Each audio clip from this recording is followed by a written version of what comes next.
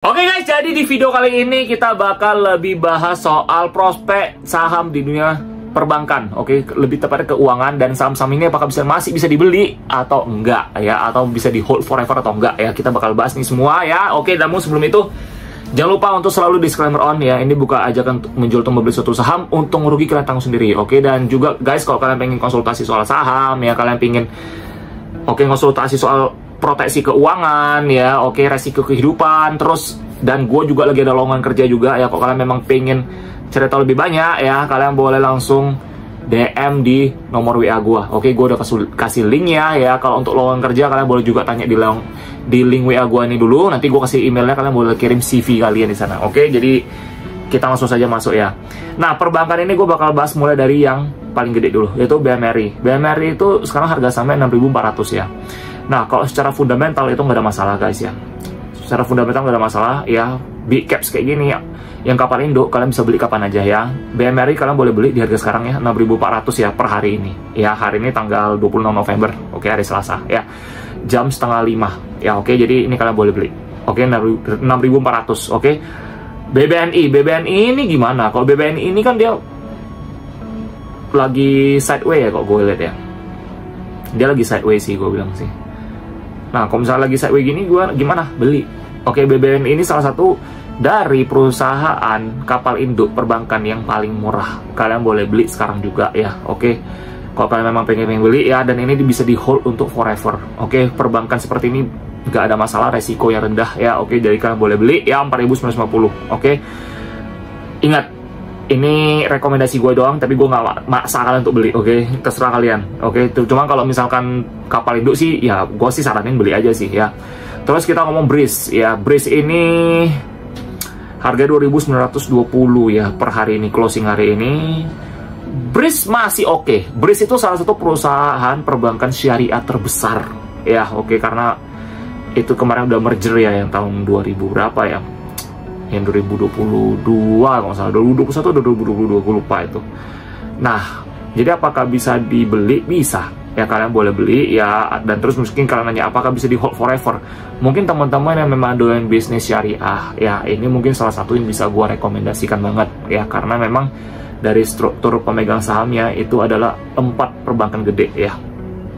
Kok 4 ya, BUMN Mandiri, BNI sama BRI ya. Jadi kalian boleh beli itu, nggak ada masalah, karena punya BUMN pemerintah ya, pemerintah negara Republik Indonesia.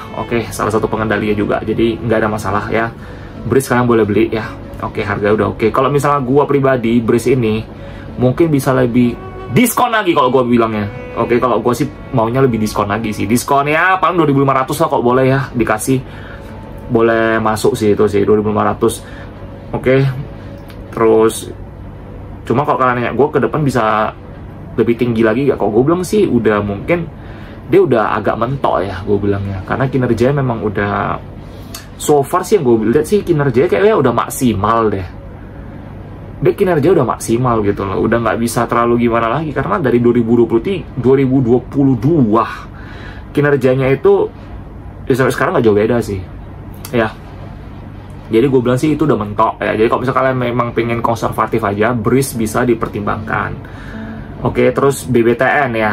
BBTN ini gimana? Nah, BBTN ini ini PBV-nya murah. Ini salah satu perusahaan perbankan yang murah, dan BBTN ini harus kalian tahu ya, ini erat kaitannya dengan properti sebenarnya sih, karena kredit yang diberikan. Nah, jadi kalau kalian nanya gue, BBTN ini gimana? BBTN ini salah satu perusahaan yang gue suka juga sih sebenarnya untuk perbankan sih, gak ada masalah sih, dan ini BUMN juga kan ya. Jadi kalian boleh beli ya. Ini kalau kalian nanya gue hold forever gak? Sepertinya nggak hold forever juga sih kalau menurut gue sih ya, karena ini kan ikut perkembangan properti. Kok propertinya udah nggak booming ya, tetap turun gitu loh. Jadi BBTN boleh sekali ya, boleh dibeli. Ini nggak ada masalah. Di harga sekarang 1.295. Kok. Kalau bisa 1.200 lebih bagus lagi sih ya. Terus kita lihat lagi Bang Arto ya, Bang Jago. Bang Jago ini gimana guys? Oke, Bang Jago gue sih nggak pernah nyaranin sih sebenarnya sih. Ini gue nggak pernah nyaranin sih. Sebenarnya masanya udah lewat sih ya, gue bilang sama kalian ya. Oke, labanya juga gitu-gitu aja ya. Perbankan apa orang bilang? Perbankan digital gitu kan orang bilang kan. Ya gue sih pribadi kita mainnya konservatif aja lah ya. Oke. Kalau Arto sendiri gue enggak lah, gue nggak gitu rekomendasiin. BNGA bagaimana? Kalau BNGA oke. Valuasi masih murah ya, terus labanya bagus ya, growth berkembang ya, PBV masih 0,86 kali, makanya gue bilang BNGA oke.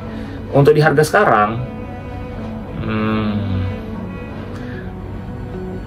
nanggung sih ya, kalau bisa di 1.700 pun enak nih, 1.700 1.600 lah ya guys ya. Agak nanggung sih sebenarnya ini harganya sih, harga-harga nanggung semua nih. Soalnya mereka lagi uptrend semua kan. Kalau gue sih enaknya kalau dia bisa downtrend ya. Kalau dia bisa downtrend, dia bisa kalian cicil beli sih sebenarnya sih. Oke. Anyway, lanjut. BJTM. Nah, BJTM guys, ini gue mau bilang sama kalian mesti keep in mind ya. BJTM ini kenapa harga gak kemana-mana gitu loh. Dan literally stagnan. Dan ekuitasnya juga gak bertumbuh terlalu banyak. Kenapa? Gini, karena saham ini rutin bagi dividen besar. Jadi ini cocok buat teman-teman yang doyan dividen investing. Oke, jadi kalau kalian bilang hold forever bisa. Karena ini punya daerah. Kalau perbankan gini nggak ada masalah. Oke, dia rajin bagi dividen dan nggak pernah skip. Oke, dan itu gede. Jadi kalian nggak bisa berharap dia bakal beggar. Cuman yang gue bisa make sure dia bakal bagi dividen ya, terus dan valuasi dia memang murah, cuma 0,67 kali. So you know what to do guys, you know what to do. Oke, kalau memang demen dividen investing ya, kita ngomong ya dividen investing ya. Oke, kalau kalian bilang mau hold untuk forever ya dividen investing loh, jadi kayak dividen investing doang gitu. Jadi kalau kalian mikir gue mau beggar dan sebagainya, kemungkinannya kecil kecuali ada something else ya. Cuman sejauh ini gue ngelihat belum ada momentum apa-apa sih untuk ini sih ya. Oke, terus apalagi ya perbankan yang bisa gue kasih tahu kalian ya, yaitu saudaranya juga BJBR. Oke, Bank Pembangunan Daerah Jawa Barat dan Banten. Nah ini bagaimana? Sama. Oke, ini juga rutin bagikan dividen dan dividennya juga gede. Oke, gede. Jadi ini untuk dividen investing bagus banget ya. Cuma kalau untuk kalian fokusin untuk multi bagger atau sebagainya kayaknya agak kurang sih. Cuma memang valuasi murah semua sih. BJTM, BJBR itu valuasi murah semua. Jujur kalau kalian nanya gue, Bang, lu suka nggak?